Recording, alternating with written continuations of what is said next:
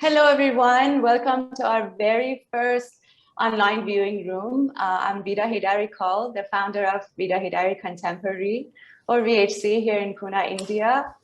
We founded the gallery in 2020 in the midst of the pandemic. It's a platform to promote contemporary art with a focus on Indian and Iranian art. Today, I'm very pleased to introduce you to our current exhibition's artist, Pravat, and our curator, Sabih Ahmed. I'm going to read you a short bio on them. Pravat is an artist based in New Delhi. He completed his bachelor's and master's degrees from the Faculty of Fine Arts at MS University of Baroda. Over the years, he has exhibited his works in solo and group exhibitions, biennales, and art fairs in Colombo, Delhi, Dubai, Mumbai, New York, Seoul, and Zurich. His practice examines architectural forms and material through a fractured lens. He is a member of the Layout Collective along with artists Naveed Chop, Sushanta Mandal, and architect S. Boka. His latest solo exhibition is currently on view at VHC, titled Fugitive Dust, and runs through August 8, 2021. Sabih Ahmed is a curator and writer based in Dubai. He serves as the Associate Director of the Ishara Art Foundation, a non-profit art organization situated in Dubai that's dedicated to presenting contemporary art of South Asia and South Asian diaspora.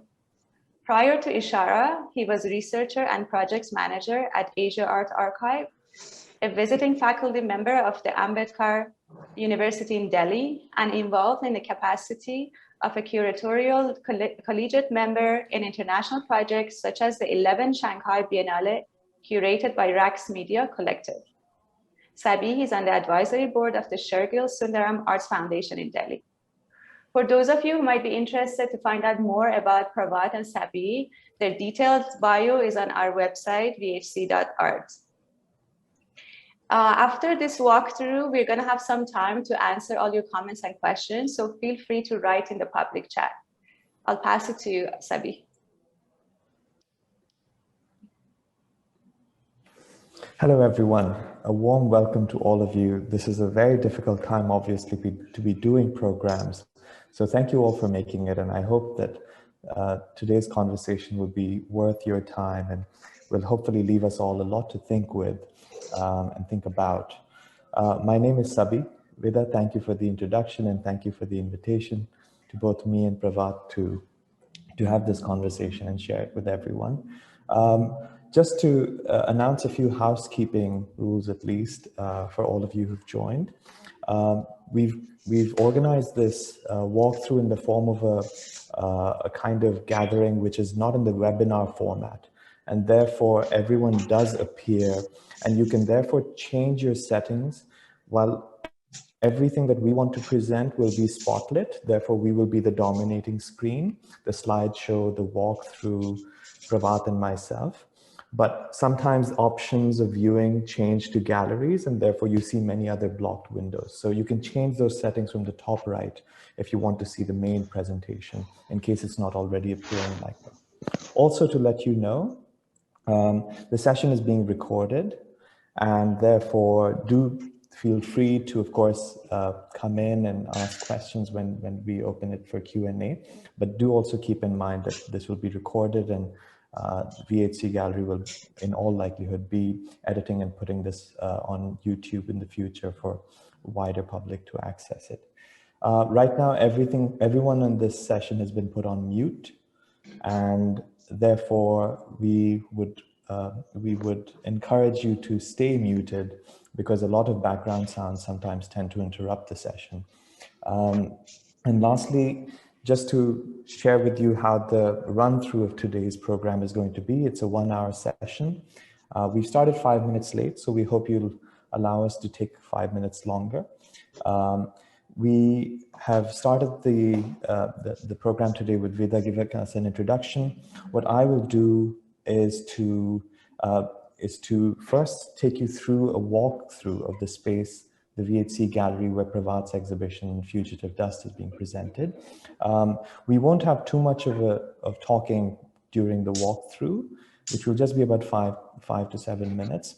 After that, I wanted to take you through a presentation, a slideshow that I've made, where we will be discussing the various ideas, processes of making the works that Pravat has made, and also how this show was brought together, because it's a few years of practice of Pravat that has come together in this exhibition. Following my presentation, we will have a Q&A with Pravat. I will be asking him a few questions, and we'll open the floor to everyone else to come in with questions, both to Pravat and to myself. So welcome everyone again, and we'll start the walkthrough first. I'm going to spotlight Porya, who is a colleague at VHC, to take us through the gallery space on his mobile phone. It's apparently a rainy day in Pune. We put together this show. Porya, are you ready to go? We put together this show entirely remotely. There was just no way I could have visited Pune for the install, but it was a pleasure working together with Vida and Pravat, and I've had the opportunity of actually learning from and being in conversation with Pravat for many years. This is a spatial walkthrough first. This is where the exhibition begins. As we go in, we start with at least 2 sets of works that really outline the broad range of mediums that Pravat has been working with since 2016. We'll talk about these works specifically later on, but as you can see already, one is seeing bricks, cement, dust, wood, ink, all of these coming together and congealing in a work such as this one. Let's go to the next one, Porya. Another set of works which also bring together a wider range of mediums that include ink, graphite, pigments, and again, brick dust onto paper works. We'll talk about these also a little while later. Let's go further in. The gallery has been designed by Vida Hedri, by the way, and it's a very interesting structure that almost reminds you of brutalist architecture and the way it's got these jagged edges and raw cement, very visible. It's an interesting shape which doesn't give you one clear sight line. So you enter a narrow corridor, and then you've got this this main gallery space where we have some of Pravat's larger, more ambitious works. This is the series titled Entropy, which we will again look into closer when we do the slideshow. It's a set of 10 works that are presented in the show. Otherwise, Pravat has got a much larger series of the entropy works. These small studies that he's been making using ink, watercolor, and dust. As we turn around,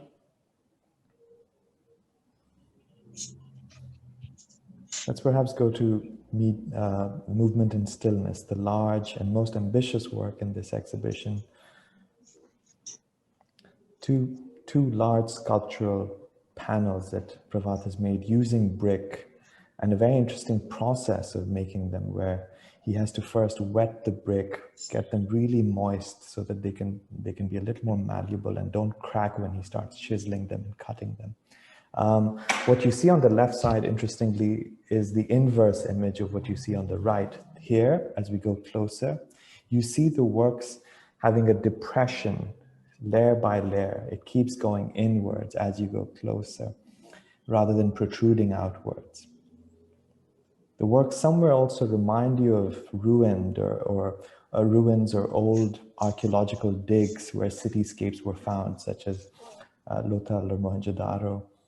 But we'll talk about those later. And next to it is an inverse relief in a way, which actually protrudes outwards. So what you see in the center, this strip, is not deeper inside, but in fact protruding out.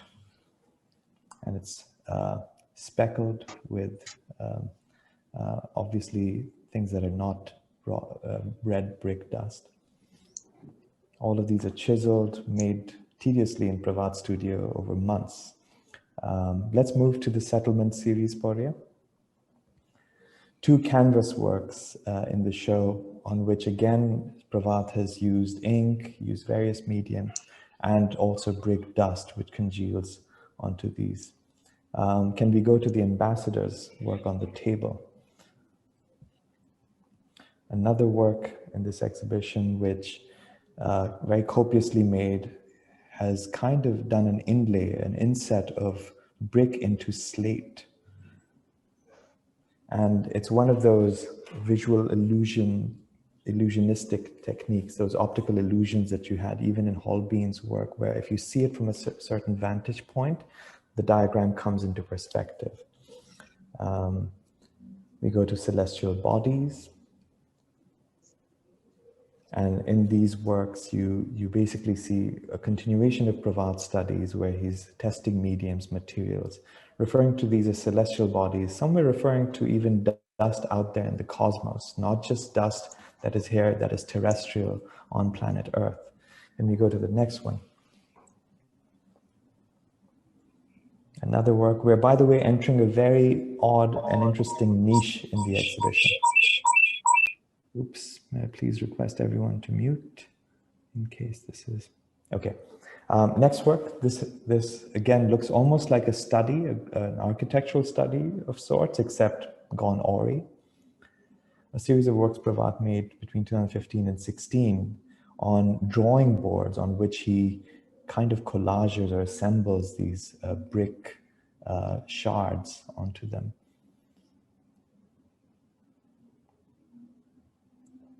And paper collages.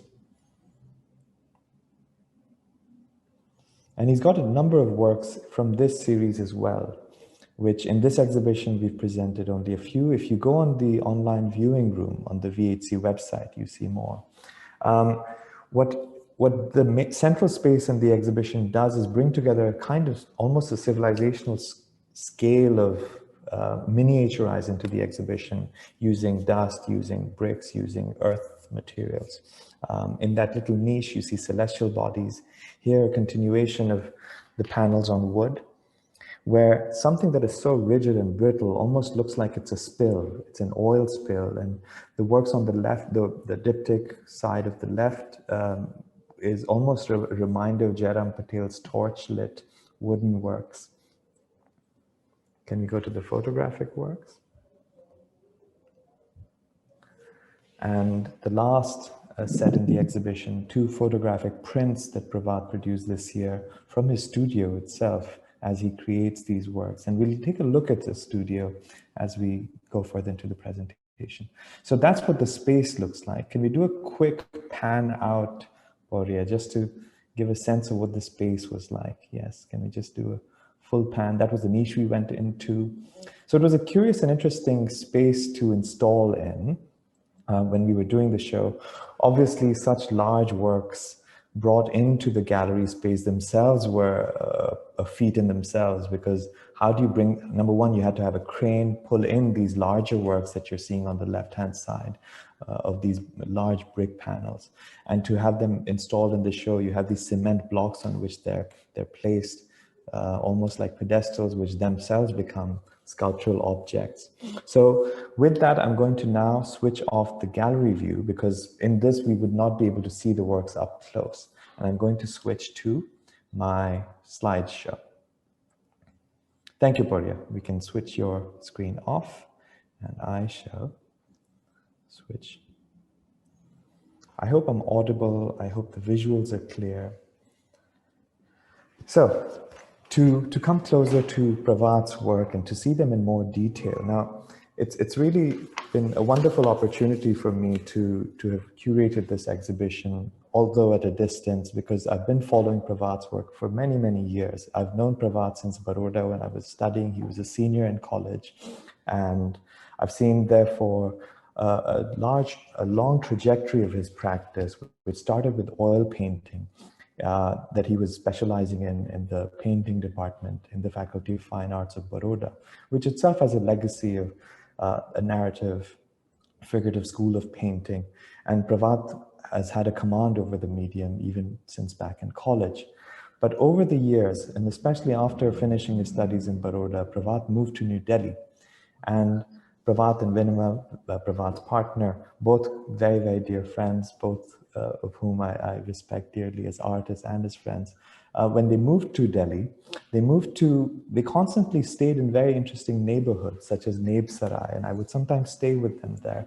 And what's interesting when you look at a neighborhood or area like Naib Sarai in Delhi is that these are areas which really lie on the border between what is legally permitted and what is not. Architectures, buildings, settlements, which are not necessarily shanty towns, but rather entire cityscapes that are outside of various kinds of jurisdictions or municipality facilities. So you'll run out of water and different kinds of portable techniques will emerge. A lot of construction work is constantly going on in Naib Sarai. And while Pravat and Vinima have stayed in Naib Sarai consistently, and I won't say where they stay now because it might be a little too much information and invade their privacy, but their studio too has also been in Naib Sarai, and they've been relocating their studios in these areas on the fringe, on the outer fringe of Delhi, so to speak. And some of this I feel has come into Pravat's practice often. Now, Delhi, as you know, this is by the way, the space of VHC gallery. Delhi, as you know, over the years has constantly had a tirade of issues around dust. And you hear so much and you read so much in the news around the particulate matter in the air. Since the Arvind Kejriwal Aam Aadmi Party came into power in Delhi, you've seen also rules being implemented as to days on which you should have cars, one's private vehicles out on the road, and other days when you should be in public transport. And all of these are in order to, of course, bring down the particulate matter pollution level and dust levels in Delhi. If you hear so many talks and presentations and read papers of urban planners and urban theorists who are looking at the city of Delhi, you also realize that a lot of the dust in Delhi is dead dust particles. Because on the one hand, when you have a lot of greenery, when you have fertile soil, living soil, what you end up having is dust that is also organic and is settled. It does not fly in the air so much. In a city like Delhi, with the amount of construction work going on, there's particulate matter and dust always in the air. And this is not just particular to Delhi, but to many other cities in the world. So that was one of the areas of interest for me to approach this exhibition and to approach Pravat's practice, because if you go to Pravat's studio, you find actually a lot of dust. And so for me, this exhibition and putting it together really began from his studio. And it's not just because of a fascination for his studio, but for my own interest in studios, where you realize that the studio of an artist becomes a space where so many different unrelated infrastructures tend to intersect.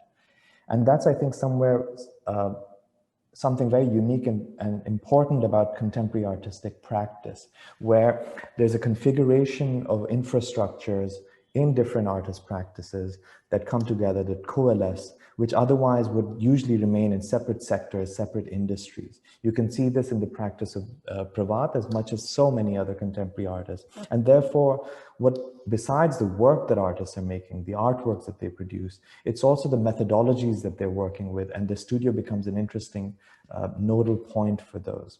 I also find it very curious, just out of my own curiosity and something I've been researching on and exploring both at AAA and beyond, is not just the studio as a locus and as the only site where artists are producing works, but the studio is a much more networked set of sites, infrastructures, techniques, expertise spread out in the city. So if you look closely at any artist's practice, you will realize the various parts of the cities that are brought together in their work. And that, I think, is a really interesting entry point into understanding contemporary art, of how various kinds of resource mobilizations happen in contemporary art alongside the ideas that artists mobilize. So this is a picture of Pravat's studio. And do keep in mind that this is an image of a painter's studio. And you're seeing very odd machines in a painter's studio. Pravat continues very arduously to paint. And as you can see, there's a lot of dust in Pravat's studio. Now the question is, this is what I was asking Pravat, that is the dust from Delhi outside, from the city coming into your studio, or is the dust from your studio going out into the city? And it's not just about his studio, it's about everyone's. living spaces. It's also about everyone's practicing spaces, construction sites. What is the movement? What is the flow? Is it from outside to in or inside to out? And obviously it's both ways. And that sort of brings a very interesting relationship of an artist's practice in relationship with the city. Now, this relationship of the inside and outside with the city has been, again, quite integral to Pravat's own work. So since 2012, with the Layout Collective that Vida mentioned in the introduction, that Pravat has been part of, alongside Navid Shop, Sushanta Mandal, and S. Boka, a series of experiments that they title Layout have been happening, in which they kind of turn architecture inside out. Things that are supposed to get concealed under plaster and paint suddenly resurface, almost if you think about an image of growing teeth after you've already got teeth, adult teeth, and those teeth growing out in the wrong places inside your mouth. So architecture suddenly spills out, disrupts out, and the very basic building materials of architecture start to reappear in this very material, concrete way. And these are the kinds of experiments that were happening inside Pravat's own studio in Kochi Binale, inside the museum of the Kiran Nadar Museum of Art. And so the Layout Collective has been doing these interventions where the city, the built form, which otherwise you try and conceal, you quarantine, start invading a built structure already, which otherwise ought to be concealed. And the starting point for the Layout Collective was the artist studio, was Pravat's own studio in Napesarai, Delhi. So I think this is also why, for both Pravat and myself, we were interested in this question of the dust going in and out, but also various materials going in and out, and what happens when one invades the other. And this, in some very wide tangential way, also felt very related to the present moment, where particulate matter of microscopic scale has suddenly invaded our lives. And the border, and this is something that philosopher Paul Pratsiado talks about, urbanist Prasad Shetty and Rupali Gupte have talked about recently, is basically the reorganization of cities around health and safety. And therefore, what are the regimes that govern boundaries, borders between the inside and the outside? And with the virus, what you're having is something so microscopic suddenly being this threat to all of humanity practically right now. And so the regime of the border that would have otherwise been, say, between borderlines of countries narrows in to borderlines of home, who can come in, who can't, narrowing in even further, according to Paul Pratsiado, to the mask and your own skin and your body, your hands, your nostrils. So those borders, which would have been fenced, protected by frontliners and various apparatuses, starts closing in. In a recent symposium that was organized by the School of Environment and Architecture, there was a very interesting formulation from Solomon Benjamin about how the home is being reduced to the house, is being confined into the house. A notion of a home which actually is a worldly notion of home, which includes your neighborhood, which includes the passerby, which includes the traveler. That home, which is a worldly entity, is being confined into a house. And this is a very important thing to make note of, because it almost seems natural that the home is the house, but in fact, it is probably not, at least not for many, many people whose borders are much more porous and mobile. And so I think these are some questions around dust, fugitive dust, and particulate matter that were important for both Pravat and I as we were thinking about the show. What comes in, what goes out, what congealings take place. So with that, I come to the first work in the exhibition, which is actually a rather recent work compared to works that Pravat's made in 2016 that are also in the show. And this is called Movement in Stillness, something that Pravat has been tediously and artistly making over the past years. And it's a work that to me reminded me of almost like I mentioned earlier, archaeological digs. You have these digs in Mohenjo-daro where you have brick, and brick is not only a contemporary medium, it is a civilizational medium. It brings the civilizational arc into conversation. And so with that, he's made these carvings using multiple panels assembled together, multiple bricks assembled together into this. So at this point, I wanted to quickly ask Pravat if he can share with us the process by which these are made. What goes into making them? How many people are involved? Because it's not a one-person activity, clearly. Are they first laid flat? Are the bricks brought together, planted in and glued? What's going on when we're seeing a work like this? Thank you, Sabih. Thank you, Vida. And I say thanks to Sabih because nicely articulate entire the show. And it's not like from 2016 to today, it's like entire body of work, and he tremendously and wonderfully articulate entire the show. So I would like to thanks. And I thanks to Vida also, because Vida has a wonderful space, and I have a having my opportunity to showing my little body of work. And well, actually this stillness, its movement, it's like it's not very old work, but I introduced this brick material from 2012. Sabih already mentioned, and with this layout collective in my Navesarai studio. So now I shifted to some other place that's also kind of place near Delhi, which is village you can say, but it's more and more it's developing as an urban space as well. So I generally, my passion is like I used to cycling everywhere entire this periphery where I'm living. So this place is completely under construction space, and a lot of demolition happening, a lot of construction happening in the same time, because this place there is it's not authorized in a way, authorized land. It's all unauthorized land basically. So for that matter, people are very consciously breaking the rules of construction site. How they, like, when you sleep and then awake in the morning, you see a lot of building come up in front of you. So it's kind of magic. So that's from the beginning. I have a lot of interest from certain area, but I don't know how much positively I can say I inspired from this. I don't know, but I know, I mean, that kind of politics or that kind of certain practice from the society, which is inspired me to produce such kind of work.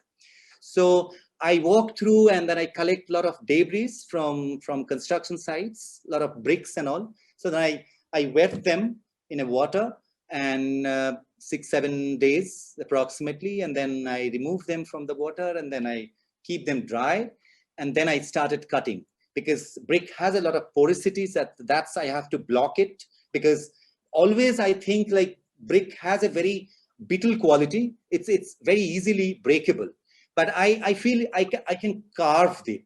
I can carve this. Basically, it's like I just putting some synthetic element in it, so which is like only water solution would be the only way to create such kind of cut and carving in a way. So and then slowly I make, I always love to create large work, and it's quite heavy. So that way this frame is like 8 feet by 4 feet size, and I cut it very, very slicely, and then I add on layer by layer, and slowly it's basically there is no any goal or no any particular target, or I mean that's my perspectives. I always my vision is quite blurred. So that's I feel, because I don't know, maybe dust, maybe something, because I know dust actually shaped the city. So this everywhere if you see, and I'm carrying this dust from my childhood, because I grown up from Calcutta. And from Calcutta, and in every city when I travel, and then I see this dust is always with us or always with me. So that's kind of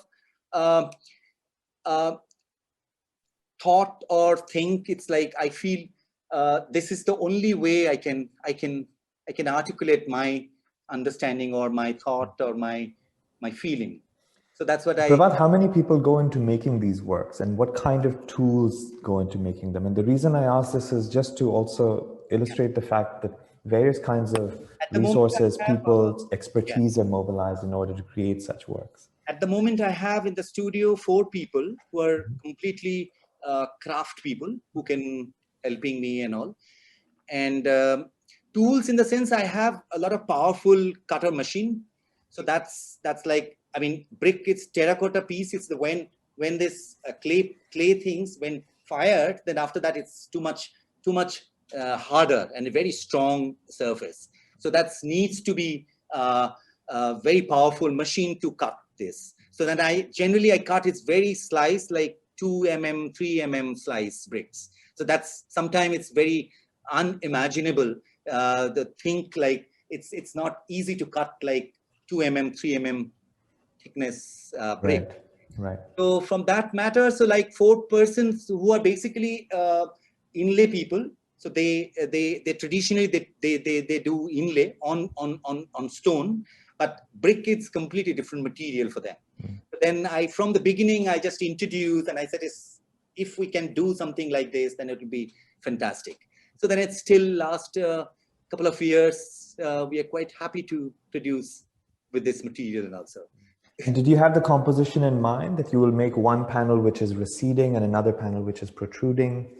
Yeah, it's basically a kind of, I don't know. I mean, you introduce a lot of connotation on that, but it's very wonderful. But from the beginning, it's only I involved in my mindset with this, like this brick doesn't have this flexibility or some synthetic element. So that's, I just wanted to give some, I can stretch brick.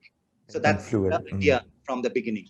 And then that's what it's like. One, it's going down, another one's coming up.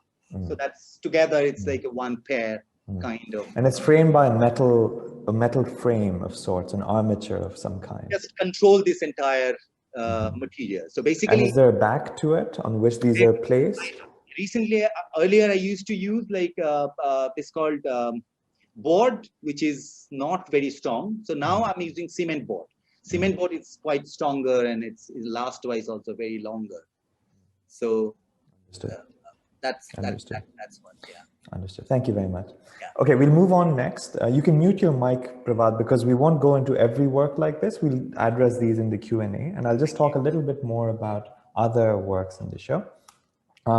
So this is what the work looks like, what movement and stillness looks like from the side. You can see how intricately it's done. It almost looks even like pixels.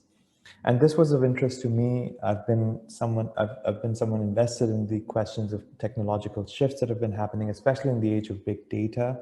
And the idea of dust or particulate matter matters a lot also in the digital infrastructures that surround us. And for the reason that right now there's a new sense of scales emerging where the microscopic and the cosmic, the microscopic and the telescopic, they seem to be converging in a big way.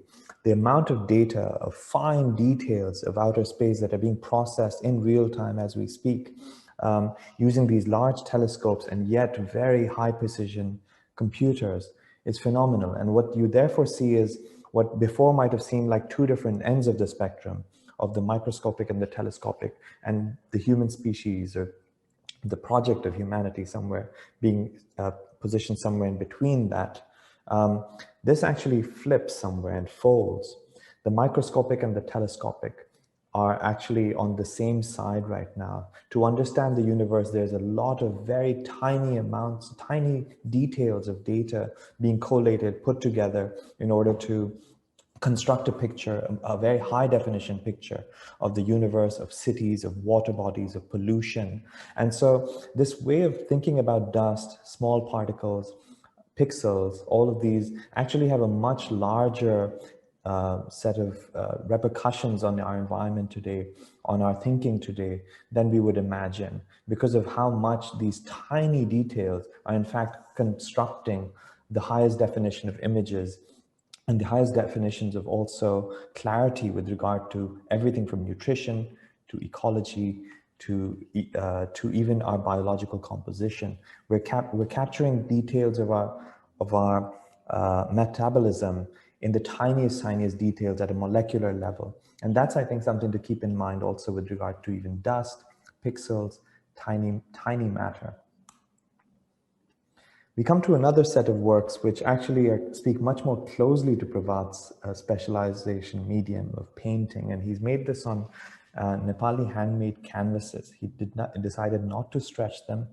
Pravat over the years has been doing a lot of work around maps, around cities and blueprints. And each of those blueprints constantly shows some kind of a spillage, some kind of outgrowth, almost looking like fungi or an ink spill, like basically blueprints or master plans gone wrong. Gone wrong, not to say that they failed, but rather they took a life of their own, because life seems to perform its own, and basically social and political realms perform their own operations onto the master plan. And here what he's done is not just include ink, pigments, paper, and water-based mediums onto the canvas, but also included brick dust that he somehow fixes onto these canvases. I actually don't know how he does them, and maybe very briefly, Pravat, you can tell us how the mediums come together, how the various materials come together on this work. If you can quickly tell us that. Well, this terms of material, it's like, this, you can see this on top, which is it's basically brick dust has a quality. If you put little water and then it's becoming slip, so that slip you can apply anywhere, and with some glue, kind of glue. It's, of course, I use some archival glue in it, and then I can apply in it. Basically it's a stain. So it's a layer by layer stain coming up, which is we can't see in this practical round, but actually in our body, there is a lot of settlement in kind of dust, kind of, you cannot say which is brown or green or black or white, but there is certain stain. This is in your body also settle something. So from that perspective, this very organic canvas, which is I got it from Nepal. So a couple of years ago, I went there, and then I worked with some traditional Tanka painter, and they used to have this. They make this themselves, like this kind of Nepali handmade canvas, which is very, very fine and very beautiful. So I used there, and then I felt it's like I can make it, but there is some constraint with, like, you cannot make it very large scale canvas because they have a limited. Understood. So, All right. so that's what it's like. It's basically this. Daddy's upstairs. Sorry, we're going to have to mute someone, just as we thought. Hold on. Sorry. What is all this? I'm going to mute this. Sorry, everyone. Okay, Pravat, back to you. Pravat, you have to unmute though. Sorry. Yes. Sorry. Yeah. Right. So this if you see is very closely, but I never. I mean, I don't like this kind of now the situation is like this. We have to do such things. But this work, if you see physically, there is certain layers which is you can understand if you see this original work. But I think I apply in a way, so like layer by layer, and then you ask me certain glue I use, which is its bricks, basically bricks. If I use some water and glue, and then it's becoming little sleep. So that way So interesting that you use slip techniques, and that's something I wanted to talk about, but I'll quickly move to also the next works because we are running short of time. But something to note, or something I have found worthy of noting, observing Pravat's practice, is not just the materials that he uses, but also the techniques that are going into his art making, which include grinding, sandblasting, carving, flaming, washing, drying. There are all of these really curious blend of techniques, which otherwise would be applied to very different mediums, brought into a painterly practice. And I think that's something quite remarkable to think about. Oops, again, someone I have to mute. Just 1 second.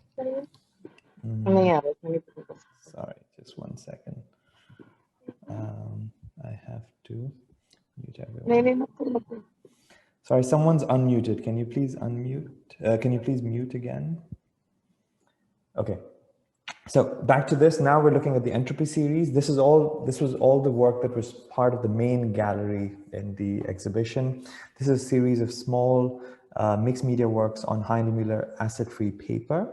And this is something that for me connected with a preoccupation of Pravat's over the past years, which was into hieroglyphics. He'd made a series of works, paintings many years ago called hieroglyphics. And somehow these connected to this kind of civilizational art that brick invokes in works, and these cityscapes almost invoke in your work, where the city is not just a modern form, but actually a long-standing civilizational kind of trope to think about. Now, as we've also been hearing from Pravat and in the painterly practices that he describes, one sees a very formalistic approach to them. There are all kinds of intuitive ideas and materials brought together to produce an effect, and the research therefore becomes a process not necessarily based on academic writing or interrogating in through those mediums, but rather walking through the city, cycling through the city, meeting people and seeing what hieroglyphics and mediums and techniques are brought together into his studio. And so this set of works and this a much larger body of work, just the idea of bringing hieroglyphs together seemed relevant, that he's been doing this alongside those kind of sculptural works. An untitled work which really demonstrate what all is going on, both on the one hand geometry, very precise geometry that he brings together, and spillages that tend to overpower those geometries somehow. If you go closer up into the work, you also notice text being used, numberings being used, measurements being used, all brought together in this work.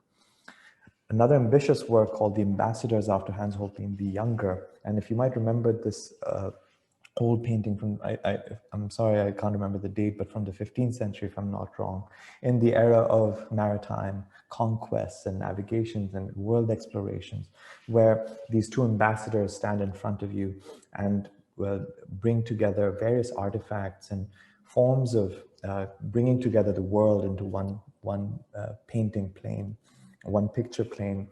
And in that there's a morphed image of a skull that has been distorted, and if seen from a particular angle, you actually see the skull in its full image, in the proper perspective, but then the rest of the work starts to distort in your view. And Pravat's kind of stretched the cityscape he was looking at into this work that he does with this inlay format, and it's sort of a reminder of the table itself that displays all of these objects in the painting. Very intricately done. You have on the top left side one of those symbols that you use in map legends, which tend to give the direction like a compass. And in a way, I think this was one of those works which he made 6 years ago, which really started rendering this very brittle medium to look almost fluid, and without necessarily with the connotations of meltdown or apocalypse or some kind of a breakdown, but rather a molding of mediums, molding of even the most brittle mediums. This is what the exhibition space looks like at large. Celestial bodies, because Pravat and I have also been talking about dust that's not just terrestrial, but also extraterrestrial. In fact, the claims scientists make that we are all, in fact, made of stardust since the Big Bang that has been taking place. Some believe the Big Bang is over and that's the creation of the universe. Some believe the Big Bang is still going on and we're in the middle of it. But dust occupies a very important place in the universe as much as it does on planet Earth. And I think there'll be an interesting politics of dust to read in outer space as more and more space missions start to take shape and a lot more space debris starts coming in the way of those space missions. Terrestrial bodies, same scale as the celestial bodies. And Pravat's got many more of these in his studio. I do wonder sometimes whether he makes these works in the same space where he does the grinding works, or are they made separately, but we can ask this later. His notebook iterations is something I was very interested in, because alongside all the works that he's been doing using painterly techniques, sculptural or building techniques, he's also been doing these assemblages or collage studies, just bringing together mediums, materials, patterns. And he's got a growing body of work that has also been shown in exhibitions in different configurations. And this, they've been put together within one frame that is in Pune at the moment. And diagram of unformed desires, something he was doing in 2017, before the large movement and stillness works took shape. So there was already a grasping of the medium that was in place with these works, rendered fluid somewhere. Now, I wanted to bring up something just to close off the discussion, then move to Q&A, which is the aspect of assembling works. And I think there's something very interesting to note in the number of practices that have been looking at assembling mediums, assembling materials, not just from the postmodern idea of pastiche and slippages of meanings, but rather the assembly itself producing a third or a fourth entity altogether. When two things come together, which actually stand for different connotations or contexts, they produce perhaps a third. And this is something that when is seen in works even such as Cecile Tolas, an artist who works with materials but also smells and brings together liquids that leave behind a residue of, say, of indentured labor onto just stones. So you see two completely different things which, well, politics and kinds of forms of labor have produced by bringing together and producing a third, which is a work that actually brings a sensorium of smell into a stone work. But you also have, say, works, and this is something I wanted to bring up because Pravat has also worked in collaboration with other artists, one of whom being an artist, again, I highly, highly respect and admire, Vivan Sundaram, whose works Pravat has sometimes been involved in, and whose work actually made and shown at the Kochi Musiris Biennale, later in the Kiran Nadar Museum of Art, called Black Gold, which brings together really actually ancient shards and creates an installation overlapping them with the video, and having an assemblage of various sensoria brought together in this work. And of course, Vivan's practice itself has brought together the archival, the contemporary, the futuristic, and all kinds of collisions with one another. And Pravat being often associated with sometimes Vivan's work over the years, I think might have also been an interesting way of informing his own practice and the way mediums come together. And in the diagram of unformed desires, you see some remnant perhaps of the shards that one sees, but from centuries ago in Vivan's practice. In a completely different timeline, you have Ellen Tallur, who over in recent years made this work titled Tatvam Assi, where there was a vacuum kind of machine collecting dust in the museum over time. And I think that's also why dust becomes very interesting, because the museums and so many spaces, laboratories, they're petrified of dust. They need to keep dust out. And in Tallur's work, he brings to the foreground the dust that this machine has been collected in the museum, and then in the end disperses it back into the museum. This invisible dust that has been forming. So on that note, I'm going to end my presentation. I realize I've taken a little more time than I thought I would, and I'm sorry about that. But we're going to shift quickly to Q&A, just to show you quickly also some of the other works, his photographic works that Pravat has produced. These are prints from his studio studies. And on that, I'm going to end my presentation.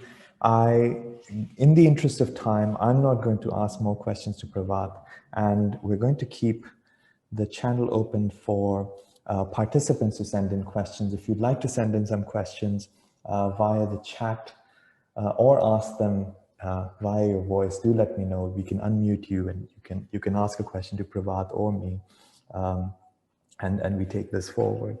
We have about 10 minutes left. Well, actually technically 7, but we can stretch it hopefully to 10 if you don't mind, and we take it forward from there. Any questions? I can see some comments in the chat. By the way, for those who want to follow more about the exhibition, there's an online viewing room on the VHC website. And this online viewing room has my short essay on this exhibition, a curatorial note. It also has Pravat's statement about the works he's been making since 2016 till now. And it has images of these works that you can see and spend more time with. I don't see any questions coming just yet. So let me ask Pravat, Are these large, someone, Ruby Junjunwala is asking, are these large brick installation commissioned work? Pravat, you want to answer this? I know they're not, but you could probably explain. I don't think any of the works in this show were commissioned. You've been making these tirelessly, entirely of your own. Privately produce, like no any other help or no any other support from. So yeah. But Pravat has been involved in various urban projects in Delhi's metros and all of these on the side. And so I think all those scales of works, collaborations, associations, somewhere inform his practice, his studio practice. Any other questions? You can also see more of Pravat's work, I think, on the Nature Mode Gallery website, where some of his oil paintings were shown in the past years, where he was still developing this series called Under Construction series, which were paper-based works and canvas-based works. What is this? Okay, Shanti Kasi is asking, what was the specific trigger in any, if any, to the work with dust? I know it's Delhi, but was there any other trigger, any other trigger, Pravat, that brings so much importance to dust in your works, in your practice, besides Delhi? Pravat? Yeah. What? Any other, besides the city of Delhi and the dust in Delhi, are there other triggers of why dust is important in your practice? I mean,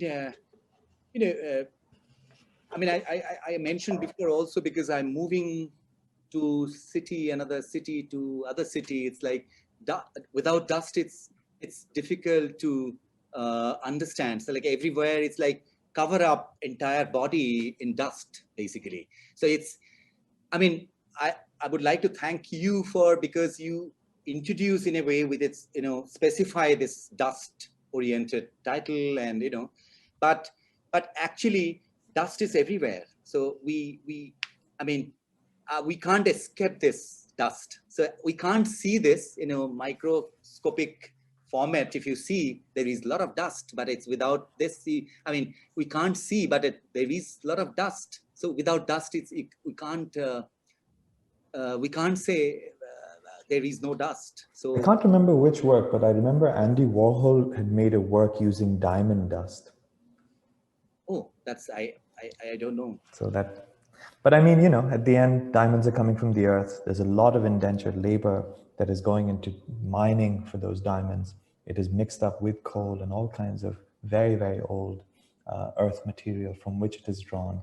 And in a way, his converting diamonds to diamond dust for his works speaks closely to his own practice of turning things on their head.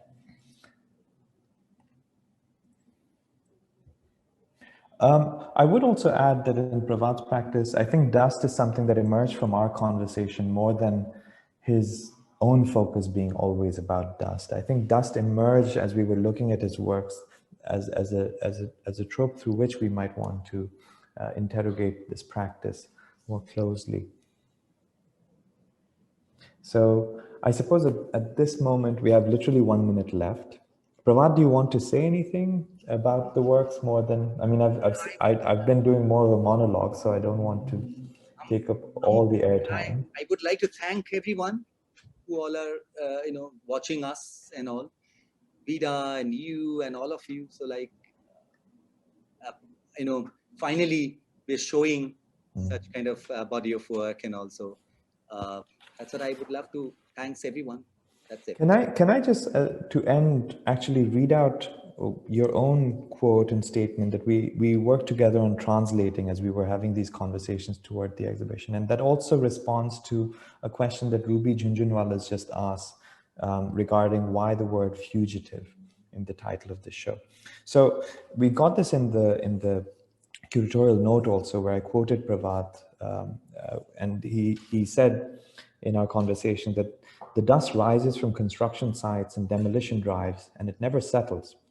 And the idea of dust never settling, I think, is an important thing to keep in mind for what really does settle. Does anything ever settle? And so I reflected on this further in the essay where I was writing that we often wait for dust to settle, but dust keeps rising. It knows no borders. It is terrestrial, yet it is also extraterrestrial. It is material, yet it is also atmospheric. Dust refuses to go away. It is displaced from one location to another, from one epoch to another, and from one form to another. Urban environments are steeped in dust, some cities more than others, and oftentimes as a peril when measured along with particulate matter and pollutants in the air. If places were seen through a refractive index of dust, we would see enormous migratory movements that are in essence geopolitical. In terms of, I mean, if you think about reclamation lands, entire landscapes, cityscapes, Hong Kong, mainland China, the United Arab Emirates, which are built on reclamation land, which are built on sands and particles earth moved from one location of the planet into another to create islands. In Pravat's work, we observe a transitory crystallization of these multiple states and movements. Fugitive Dust presents a condensed encounter with the material flux of contemporary reality through this one specific practice of Pravat's. There are many others, some of whom I named, and I'll end on that. I hope that answers your question, Ruby. Vida, over to you in the interest of time. We may end now if you'd like. Thank you very much, Pravat and Sabih, for this very thought-provoking presentation. I'm sure everybody's enjoying. Thank you, everybody, for tuning in and joining us. I really hope that we get a chance to meet in person soon, and hopefully this pandemic is over and can all come by and see the works for yourself. The exhibition has been extended till August 8th. So right now we are open from noon to 4 p.m. on weekdays. Hopefully if you're in Pune or Mumbai, you can drop by and see the exhibition. Thank you, Sabih. Thank you, Pravat. Thank you very much. Thank you, everyone. Take care. Thank Stay you. safe. Bye. Bye. Bye-bye. Bye.